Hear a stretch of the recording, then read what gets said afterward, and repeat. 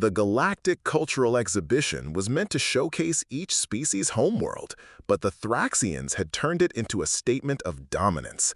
They'd brought a live Razorfang, the apex predator from their world that even Thraxian warriors approached with plasma cannons and full armor.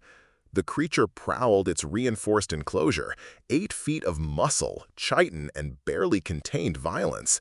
Its 6 legs ended in claws that could shred steel. Its mandibles dripped with paralytic venom, and its segmented tail whipped with enough force to shatter concrete. "Behold," announced Commander Thraktor, his chest swelling with pride, "the Razorfang! No single warrior has ever survived combat with one. It takes entire squads to bring down such a beast on our world. This is why Thraxians are the galaxy's greatest warriors. We evolved alongside death itself." The gathered crowd of aliens kept a respectful distance, some species literally changing color with fear. Even behind 3 layers of reinforced transparent aluminum, the Razorfang's presence was oppressive. That's when Jake Ramirez, the human cultural attaché, wandered over eating a sandwich. "Oh, cool, you brought a pet," he said through a mouthful of turkey and Swiss. Thraktor's mandibles clicked in offense. "This is not a pet. This is... Can I pet it?" The entire pavilion went silent. Even the constant hum of the Zalathi delegates stopped. "That would mean certain death," Thraktor said slowly, as if explaining to a child. Jake finished his sandwich, wiped his hands on his jeans, and studied the Razorfang with the expression of someone evaluating a peculiar dog at the shelter. "Nah, look at his body language. He's just scared." "Scared?" Thraktor sputtered. "The Razorfang fears nothing."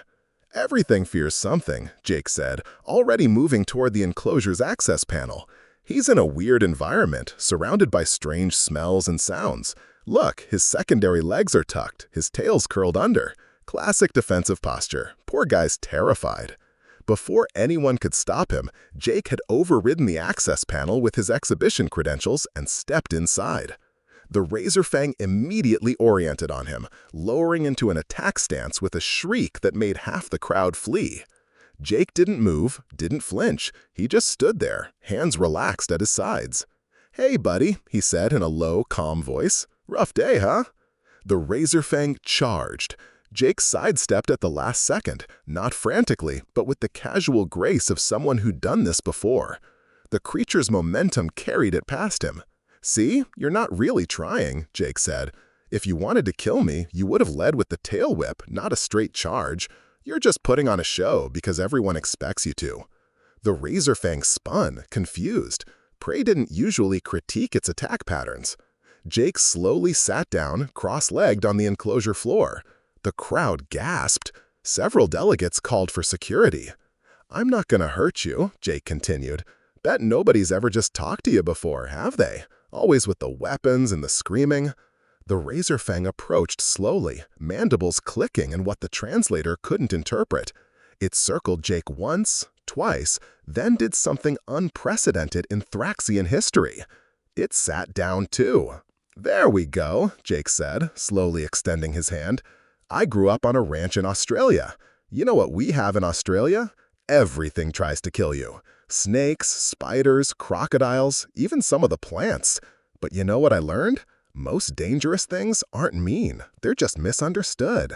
The Razorfang leaned forward, touched its head to Jake's hand, and made a sound that nobody had ever heard before.